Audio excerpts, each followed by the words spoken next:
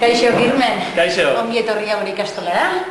Bai, eskerrik asko. Oso gustora etorri naizena. Bai, bueno, gure ikasleak ere oso gustora egon dira, zure liburuak gusto handiz irakurri dituzte, benetan disfrutatu eta gozatu indutela, eta, bueno, orain galdetu nahi nizuke, ea, bueno, beti gabiltza bultzatzen euskara eta irakur zaletasuna eta hori dana, eta horren inguruan ideia batzuk edo gurasoei gomendatzeko edo, ez?